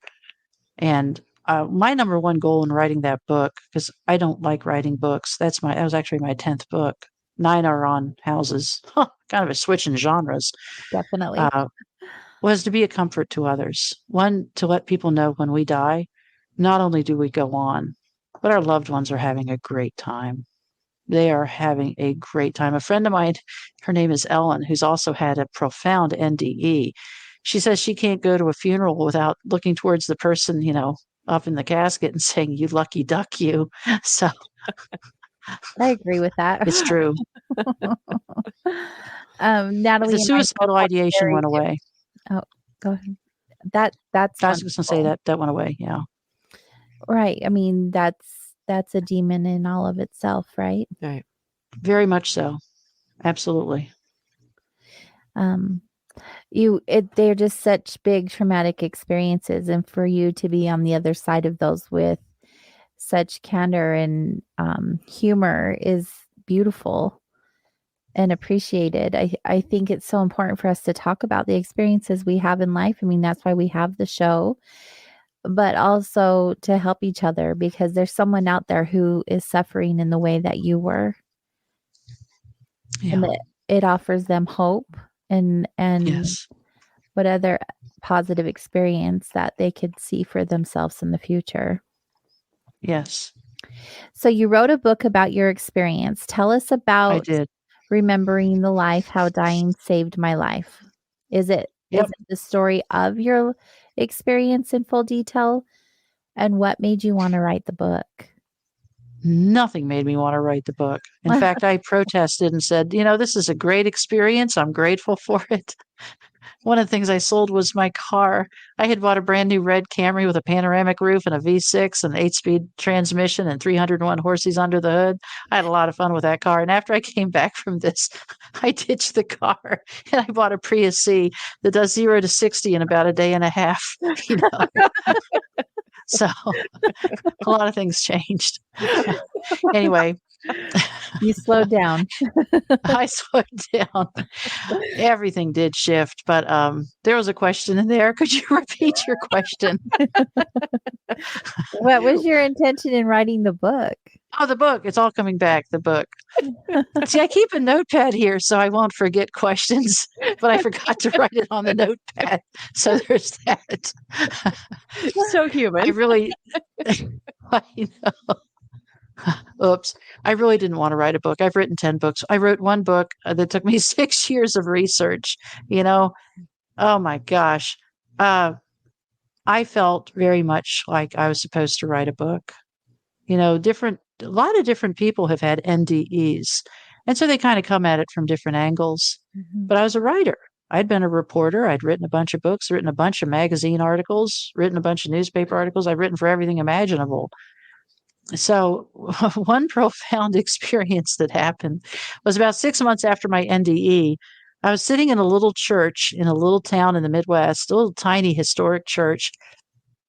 It was a Methodist church, and they have this thing called Bringing in the Light, where one of its acolytes bring in a candle on a lit candle on a pole, and then they light the candles at the altar. So I'd been having some terrible stomach pain. And this is about 6 months after this second surgery, I guess about 8 months after my NDE. And I'm sitting there enjoying the service, and the acolytes go by, and then an adult goes by, and they light the stuff at the front. Well, I see an angel, a big, tall angel, walk behind the acolytes, and he stops at my pew. And I kind of look up like, hi. I mean, speaking mentally, not out loud. And he says, stop thinking so much about yourself and your pride and your vanity and your stomach and go write that book. And I was like, And the thing was, I had been suffering tremendous stomach pain. Food had not been moving naturally through my body. I was nauseous all the time. I think it might, who knows what it was. But at that moment, I felt something pop internally, and all that pain and all that nausea went away. And the Bible verse that I believe the angel shared with me was, surely the Lord is in this place, and I knew it not. And I thought about that, and I thought that even applies to my physical body, that God is right here with me. But that angel was not messing around. It was not, would you please write the book? It was, stop thinking about you. Stop thinking about your vanity, because that was my fear. What if I write the book and it's a big flop? What if I can't write the book? What if I do a crummy job? What if I do a super crummy job? What if I get trashed in social media? I mean, there's a lot of negatives to writing a book about a topic like this. I mean, I can write about old houses and people go, you're so smart. You're so clever. You're so cute and funny, for writing about this. And by the way, all those people have left a review at Amazon I'm everything from the spawn of Satan to a demon let loose from the bowels of hell. I wish Amazon would check those reviews and throttle them back a little bit. Everyone but yes, has that an was opinion. Everyone does. But that was the specific message, was stop worrying so much about your vanity and your pride and your stomach and go write that book. Yeah. I feel like when you have a message so important to share, it is something that you have to do. It's like your birthright in a way. Part of the things you've been called to do as a human being is to share the message. And those who have had NDEs, who keep it locked within, are doing an injustice to other people, especially people who are questioning their faith or their life or what's happening after we transition or whatever that is. And the more people who can come forward with their truth, the more comfort it brings to those who are in question. Religion can do something, spirituality can do something, but unless someone has a conviction that is real and true to their heart and speaks from that space, I don't think someone else can be moved in that way otherwise. That's a good point. And one of the comments I hear, some people just don't think. But I've had 14 million views on different media. I mean, the story's done well. But one of the most frequent comments I get is, you're doing it for the money. And I'm like, they've never been a writer, I see. Because you can get 14 million views and sell 27 books, Mm-hmm. So I've heard a lot of rough stuff from people, but overwhelmingly people say, I get a lot of the same comments, but overwhelmingly it's like, my husband or daughter or son killed himself, and I didn't think anyone could ever understand how much pain I've been in, but you get it. Mm-hmm. And then the other one I get is, my daughter died at age 30, and I've always wondered where she is and if she's okay. And it's very reassuring to know that she's having a good time. Because that's the thing, you can't put my story off under the column of, oh, it's the brain shutting down. It's all those hormones flooding the brain at the end. Mm-hmm. No. When I died, I was pretty sick and I came back whole. There's no way to write that off as brainstem activity. Mm-hmm. Right. And doctors don't make, they make mistakes, but they don't make those huge mistakes where they say you have cancer. Oh, just kidding. There's nothing there. You're perfect. That's pretty substantial. It's definitely comments like that say much more about the person commenting. It's like, what stops you from the ability to take in this sort of glorious story? Mm-hmm. What would stop that's a good question from absorbing that? Why are people so hard within their own body framework to not be able to receive something like that. That's kind of how I sense that. That's like, consider That's a really good point. The rigidity of that sort of perspective, and honor yourself in not being that rigid anymore. There were probably times you may have been rigid like that, maybe before you died. I have no doubt. And I think that's softer now. No, it's true. We all do. The thing with my husband's suicide, that was very humbling in every way. I mean, I stopped bathing.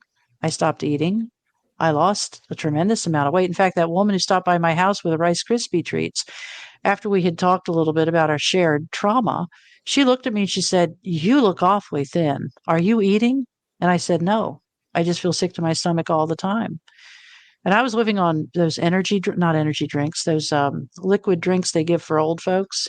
I was living off of those. That's all I could do.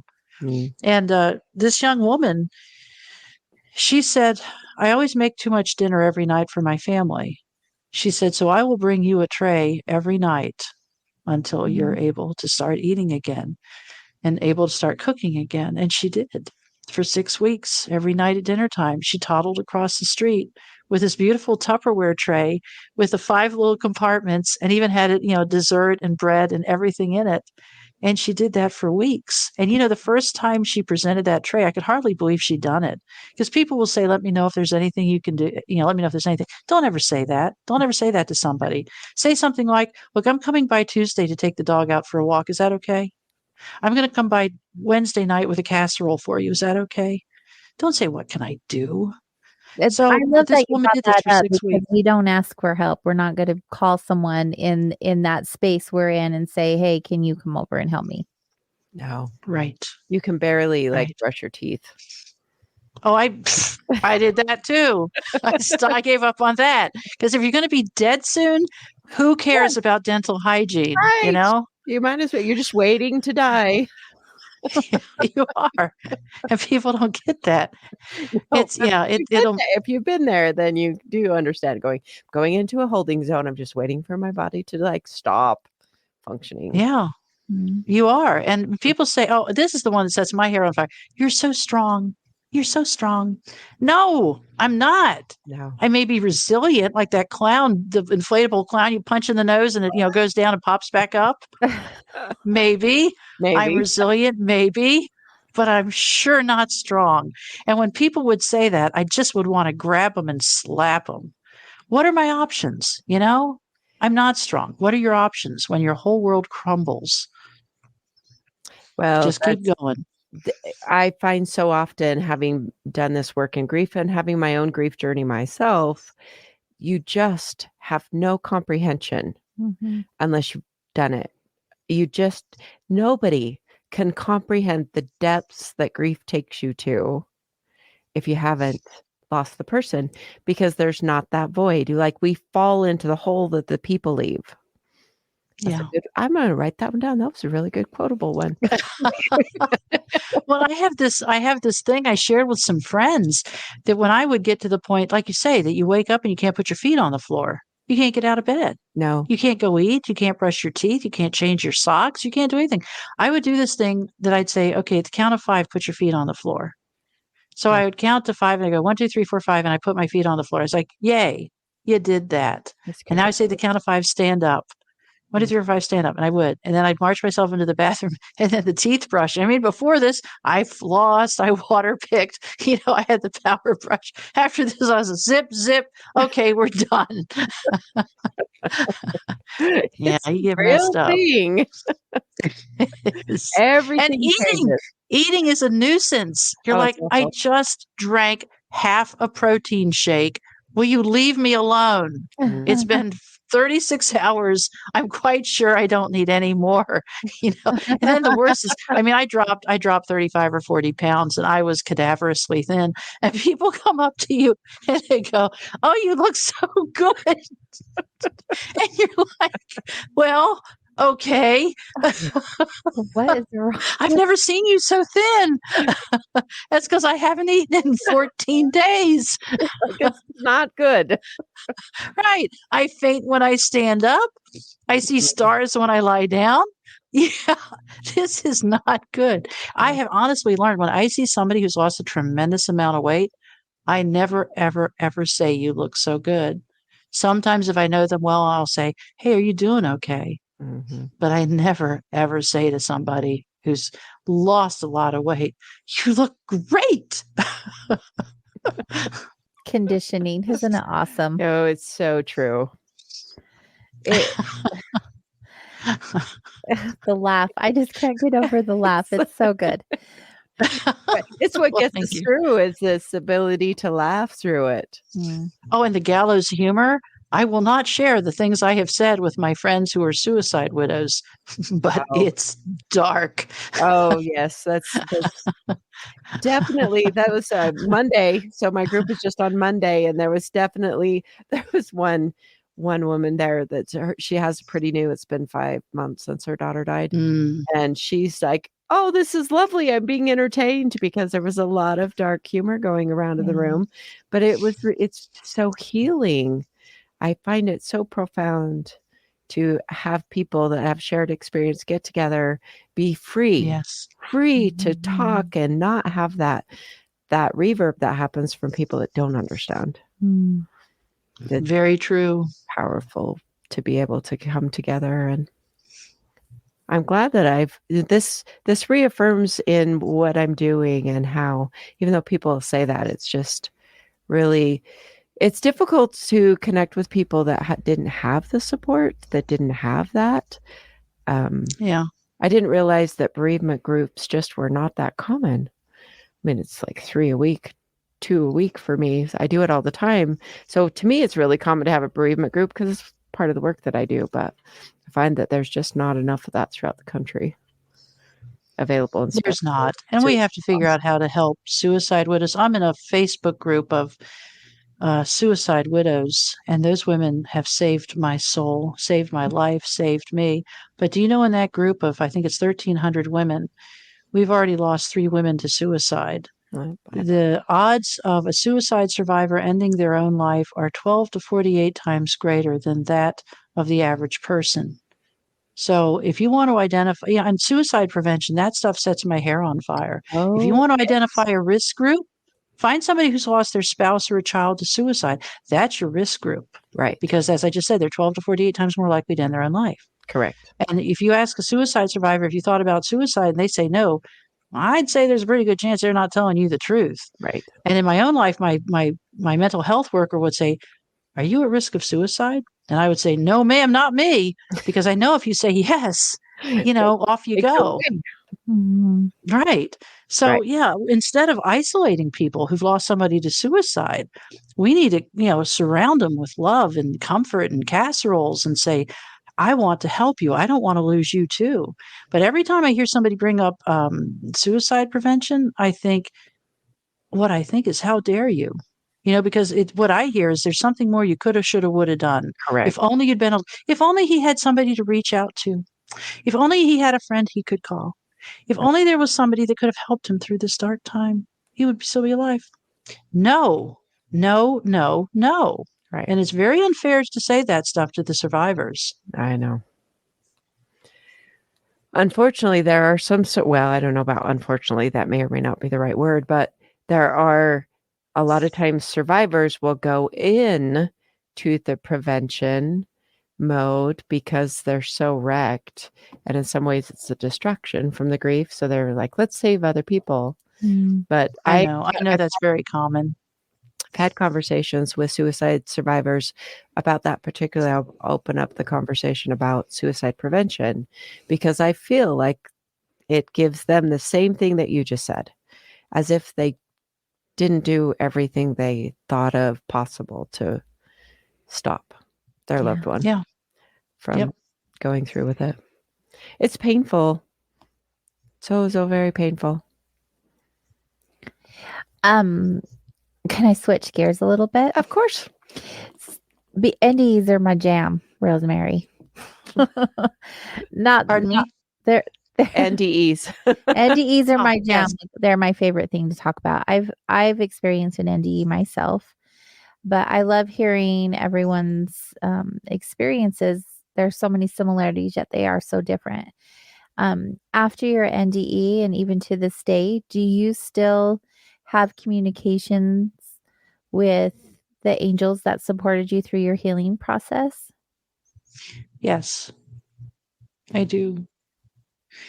The the Greek word for angel is the same word for messenger. And the Catholics believe that I think that we have one guardian, we all have a guardian angel.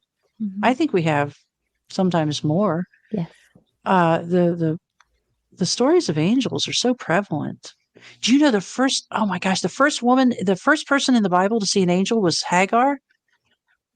She was thrown out of the family. She was a slave girl, was going to have a baby by Abraham. And then Sarah got jealous of her and tossed her out into the desert, which was certain death. Well, out in the desert, she saw an angel came to her and said, hey, Hagar, where are you going? Which when an angel says, where are you going? You need to tell them the truth because, they already know where you're going.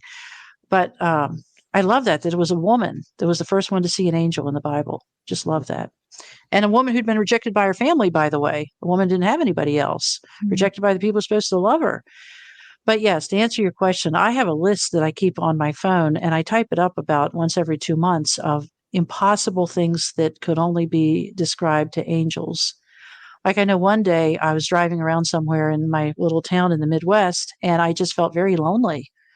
And I just said to the angels, I said, I'm so alone. I'd like to find a boyfriend, a friend, or something. I'm just so alone. And a car pulled up in the right lane, and it got a little bit in front of me, and a big bumper sticker on the back said, "You are never alone." They are humorous, aren't they? They are. They are. So and I keep a list of those things because I never want to forget them. Times when I say, okay, I need this right now. I need this thing to happen right now. And then sometimes in a minute or an hour or a day, the thing unfolds in a beautiful way. And if we get too tangled up in the outcome, it kind of muddies the waters. But if we just say, God, I am lost. I send me a sign, send me some love, send me some help. They do appear and they come right to us. And I think they just need to be invited, really invited.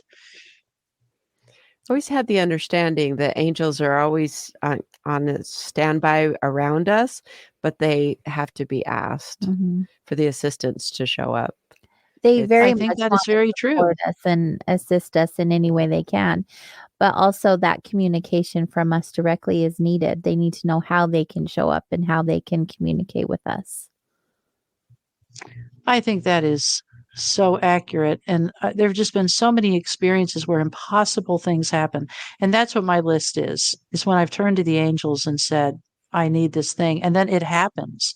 I mean, it's, I don't know, there's too many examples to count, but yes, I think it's known that in this human world is hard.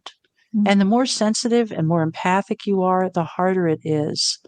And I think the angels are here to help cushion some of that, to help us get through the hard stuff. I think they know how hard it is. Like the angel said to me, we know how hard it is to come back here after seeing heaven. These songs we're singing for you are a thank you. And the other thing that I got from this experience about the NDE, we tend to diminish the power of childlike prayers of petition, like to just say, God, I need peace about this thing. And what I learned is that those prayers of petition are hugely powerful, hugely powerful. And the other thing I learned is that God really likes us. I mean, we all hear God loves us. Yes. But God also really likes us. God is like, she's mine just the way she is. And she is great. I really like that. That's so good. God likes you. That carries just a different resonance than love. Yeah. It is. And what I was saying earlier, and I got off track, imagine that happening. But when I was in that experience, it really was like everyone crowded around me and said, welcome home, dearie. It was like, we're glad you're here. Oh, yeah. Just welcome home. Glad you're back. Glad you survived that earth thing.